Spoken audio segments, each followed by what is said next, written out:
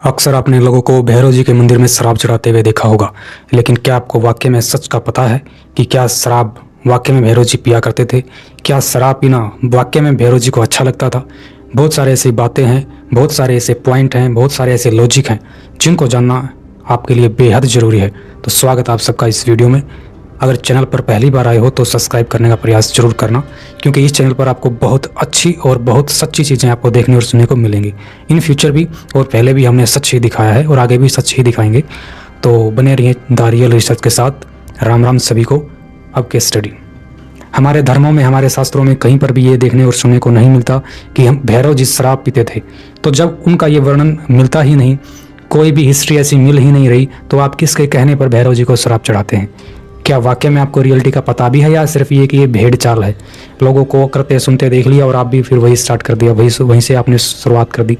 तो क्यों ना हम उस चीज़ को परखें, जांचें, उन चीज़ को केस स्टडी की जाए कि क्या वाकई में भैरव जी को शराब चढ़ाना उचित है या अनुचित है। तो रियलिटी ये है कि भैरव जी शराब नहीं पीते थे। ये मैं ऐसे ही नहीं बोल रहा, इसके पीछे मैंने काफ़ी कुछ समझा है। हमने इस चीज़ को स्टडी किया है जहाँ तक हम पहुँच पाए। तो वहाँ पर हमें सिर्फ यही एविडेंस मिले हैं कि भैरव जी रियलिटी में शराब नहीं पीते थे, क्योंकि जो वो पीते थे वो कुछ अलग चीज़ थी। शुरुआत से आपको समझाने का प्रयास करते हैं। भैरव जी कौन थे, सबसे पहले ये जान लीजिए। भैरव जी शिव जी की जो सेना हुई, भैरव सेना, उनके प्रमुख थे। आप सेनापति उनको बोल सकते हो, एज ए कमांडर। और उनका कार्य ये था, उनका एम, उद्देश्य ये था, उनको तैयार करने का शिव जी का उद्देश्य ये था। अगर शिव जी को कहीं जाना होता था अपने निवास स्थान को छोड़कर, तो उस स्थान की सुरक्षा का दायित्व भैरव जी को सौंपा जाता था। इसके अलावा जहाँ पर अत्याचार हो रहा होता था, ऋषि मुनियों को राक्षस तंग करते थे, ये आदिकाल की मैं आपको बात बता रहा हूँ, काफ़ी टाइम पहले की। आपको सुनने में थोड़ा अजीब लग सकता है आज के जनरेशन को, लेकिन रियलिटी यही है। जब कभी भी इन चीज़ों की आवश्यकता पड़ती थी और वो ऋषि मुनि जो पहले तपस्या करते थे, जंगलों में रहते थे, नेगेटिव एनर्जी, यूं कहो कि नेगेटिव लोग उनको परेशान करते थे, वो शिव जी को अपनी परेशानी बताते, तो शिव जी उनकी सुरक्षा के लिए भैरव जी को वहाँ भेजते थे ताकि उन राक्षसों को वहाँ से हटाया जा सके, मिटाया जा सके। अब as a commander, as a सेनापति, या यूं कहो कि आर्मी को बहुत सारी चुनौतियों का सामना करना पड़ता है। कभी गर्मी तो कभी सर्दी, कभी तूफान तो कभी आंधी, कभी जल तो कभी सथल, कभी आकाश। बहुत सारी सिचुएशंस होती हैं जिनको हैंडल करना एक सोल्जर के लिए बेहद ज़रूरी है। उनकी बॉडी इतनी परफेक्ट होनी चाहिए कि वो हर स्थिति में हालातों का सामना करके खुद की सुरक्षा करते करते सामने वाले की सुरक्षा कर सकें। वैसे आजकल तो आर्मी के पास बहुत सारी सुख सुविधाएं हो चुकी हैं, साइंस ने काफ़ी तरक्की की है, उनको बहुत सारी ट्रीट किया जाता है, उनको हर तौर तरीके से उनको तैयार रखा जाता है, किया जाता है। जो मैं आपको ये बात बता रहा हूँ, ये आदिकाल की बात है, काफ़ी टाइम पहले, हज़ारों साल पहले की बातें मैं आपको बता रहा हूँ। हमारे धर्म ग्रंथों के अकॉर्डिंग हमने पहले उनको स्टडी किया है, जानने का प्रयास किया है कि इसके पीछे लॉजिक क्या है। यार साइंस क्या बोलती है या क्या नहीं बोलती, वो एक पॉइंट नहीं है, वो एक साइड का पॉइंट है। बट हमारे धर्म ग्रंथ महाविज्ञान है स्टार्टिंग से लेकर अब तक, क्योंकि जो साइंस ने अब जानना स्टार्ट किया है हमारे धर्म ग्रंथों में, उसका जिक्र हज़ारों साल पहले हो चुका है। ऐसे बहुत सारे एग्जाम्पल हैं, आने वाली वीडियो में बहुत कुछ आपको देखने को मिल सकता है। तो चैनल पर बने रहना, सब्सक्राइब भी जरूर करके जाना। और फिर हुआ ऐसा कि जो सोल्जर होते हैं उनको तैयार रखने के लिए उस समय कुछ ज़्यादा तो नहीं बोला जा सकता कि क्या था क्या नहीं था, लेकिन बहुत सारी चीज़ें रही होंगी जो आज के समय नहीं है। उन्हीं में से एक था मद्यपान, जिसको हम दूसरी भाषा में या आज की लैंग्वेज में शराब भी कह सकते हैं, लेकिन वो एक अलग चीज़ थी जिसको आयुर्वेद में एक अलग नाम दिया गया है और उसका नाम है आसव अरिष्ट। ये आयुर्वेद में अब भी जाने जाते हैं, अब भी माने जाते हैं। उस समय भी ये आसव अरिष्ट के नाम से ही प्रचलित थे। आयुर्वेद में इनका काफ़ी गहराई से डीपली इनका वर्णन मिलता है और पूरा एक अच्छे तरीके से आयुर्वेद में इनका पूरा सार तत्व बताया गया है। ये कैसे बनते हैं, इसका यूजेस क्या है, इनके बेनिफिट्स क्या हैं, बहुत सारी चीज़ें हैं।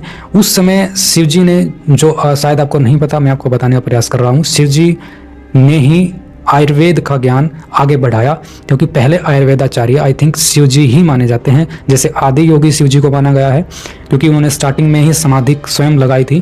पहली जो समाधि लगी थी वो शिव जी की ही थी, आई थिंक, ऐसा धर्म ग्रंथों में वर्णन मिलता है। तो आयुर्वेद का ज्ञान जो सबसे पहले भगवान जी ने दिया वो शिव जी को दिया था, और शिव जी से वो आयुर्वेद का जो पॉइंट था, जो आयुर्वेद का सर्कल था, वो आगे बढ़ा। शिव जी ने माता जी पार्वती को दिया, और पार्वती ने उस जो नॉलेज थी आयुर्वेद की वो रावण को भी दी थी। जो ये वीडियो टॉपिक है ये रावण से होकर भी गुजरता है, मैं आपको बता रहा हूँ आगे।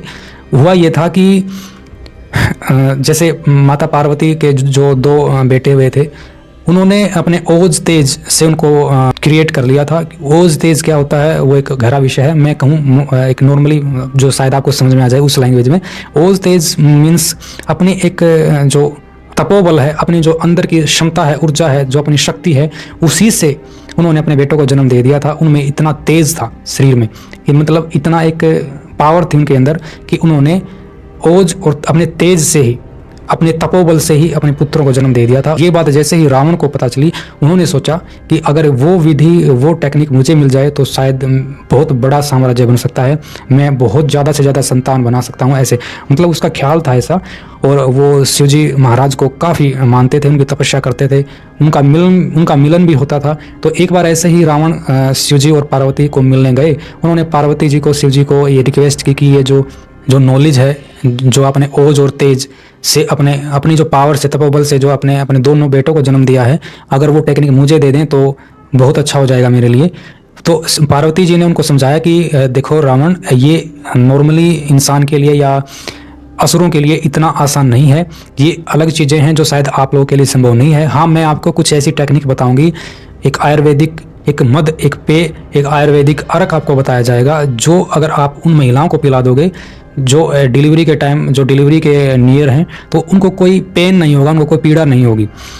रावण इस बात से सहमत हो गया और उन्होंने, माता पार्वती ने उनको ये जो एक मद था, एक अरिष्ट था, वो उनको समझाया, उनको ज्ञान दिया कि ये ऐसे बनेगा, इसको ऐसे सेवन करना है, कि किसी पर्टिकुलर टाइम पर उसको लेना है, तब इसका ज़्यादा बेनिफिट आपको मिलेगा। वैसे उन्होंने बहुत सारी बातें रावण को समझाई। रावण ने फिर उस ज्ञान को अर्जित करके एक ग्रंथ लिखा था, शायद आपको ना पता हो, शायद आपको पहली बार ये सुनने को मिल रहा हो। हाँ, रावण ने आयुर्वेद पर भी ग्रंथ लिखा हुआ है और उस ग्रंथ का नाम है अर्क प्रकाश। जी हाँ, अर्क प्रकाश में उस आसव अरिष्ट का बेहद गहराई से जिक्र हुआ है, जिसको आज आप शराब बोलते हो, कोई कुछ बोलता है, लेकिन शराब जो नशा एक देती है शरीर को, माइंड को, वो एक अलग चीज़ है। लेकिन आयुर्वेद में जो आसव अरिष्ट हैं, उनकी टेक्निक, उनकी प्रक्रिया, उनका प्रोसेस तो वही होता है जैसे जो शराब बनाते हैं उसी तरीके से वो बनती है, लेकिन उसके इंग्रेडिएंट बिल्कुल अलग होते हैं, बिल्कुल डिफरेंट होते हैं। वो इतना नशा नहीं करते जो बॉडी को नुकसान पहुंचा दे। उसका एक ट्रीटमेंट प्रभाव होता है, वो एक ट्रीट करती है किसी डिजीज़ को, वो एक अलग चीज़ें हैं, वो एक अलग चीज़ है। तो अर्क प्रकाश में उस आसव अरिष्ट का जिक्र है जो शिवजी ने भैरव जी को दिया था पीने के लिए, या भैरव जी को बना के पिलाया था, भैरव जी को उसका ज्ञान दिया था कि आप डिफेंस टाइम में आप इस अर्क को पियोगे तो आपको सर्दी गर्मी का इतना एहसास नहीं होगा और आप अच्छे से डिफेंस कर पाओगे खुद की और औरों की। ये कुछ चीज़ें थी, ये कुछ बातें थी जो बहुत गहराई की चीज़ें हैं, लेकिन लोगों को पता ना होने के चलते आप शराब चढ़ा के आ जाते हो मंदिर में। होता क्या है उसका? क्या भैरव जी खुद पीने आते हैं? कभी देखा है किसी ने? आपने देखा है कभी कि भैरव जी ने बोतल उठाई हो और चढ़ा गए हों पूरी? देखा तो नहीं है किसी ने। तो फिर क्यों चढ़ा के आते हो भाई? तो फिर क्यों चढ़ा के आते हो? रीजन क्या है? ये भेड़ चाल नहीं तो और क्या है? जब आपने कभी पीते देखा नहीं, कोई आपके पास प्रूफ नहीं है, धर्मों को आपने कभी पढ़ा नहीं है, अपनी हिस्ट्री को आपने कभी देखा नहीं है, तो कैसे आप जो आप शराब चढ़ा के आते हो उसका होता क्या है? वहाँ जो बैठे रहते हैं वही करते हैं उसका सिस्टम। भैरव जी को क्या मतलब भाई शराब से? उनके पास बहुत सारी चीज़ें रही हैं। प्लीज़ इस अंधविश्वास से बाहर आइए। वो एक अलग चीज़ थी, ये एक अलग चीज़ है। लास्ट में मैं आपको बता दूं, जो भैरव जी जो पीते थे उस ड्रिंक का नाम वारुणी अरिष्ट है। ये धर्म ग्रंथों से बड़ी गहराई से मैं निकाल के लाया हूँ इस चीज़ को। कभी आप अर्क प्रकाश पढ़ो, कभी आपको फुर्सत मिले, टाइम मिले, तो आपको ये सारी चीज़ें समझ में आएंगी। उस अरिष्ट का नाम वारुणी अरिष्ट है, जो भैरव जी पीते थे, जो कि नशा नहीं करता था। वो एक बॉडी को डिफेंस के लिए रेडी करता था, वो बॉडी को ट्रीट करता था, बॉडी को सेफ्टी देता था, न कि नशा करता था। ये वो लॉजिक था, ये वो हिस्ट्री थी। भैरव जी क्या पीते थे, क्या नहीं पीते थे, आपको क्या मालूम था, क्या नहीं था, वो आप जानो। मुझे लगा इस विषय पर थोड़ा बोलना चाहिए, क्योंकि लोगों को इस चीज़ का बिल्कुल भी पता नहीं है। लोग आए दिन बोतलों पर बोतल चढ़ा के आ रहे हैं और गटक कोई उनको ओढ़ रहा है। भैरव जी कहाँ से पीने आएंगे भाई? उनके पास कुछ अलग चीज़ थी। आप इस चीज़ को समझो। हमारे धर्म ग्रंथों में बड़े बड़े गहरे राज छिपे हैं। कभी फुर्सत मिले आपको तो उनको पढ़ कर देखना। बहुत सारी चीज़ें जो आपके जीवन से जुड़ी हुई हैं, अध्यात्म से जुड़ी हुई हैं, आयुर्वेद से जुड़ी हुई हैं, बहुत सारे पॉइंट हैं जो आपको समझने चाहिए आई थिंक। तो वीडियो कैसी लगी कमेंट में बताने का प्रयास करना। बने रहें द रियल रिसर्च के साथ। मिलते हैं किसी नेक्स्ट वीडियो में। राम राम।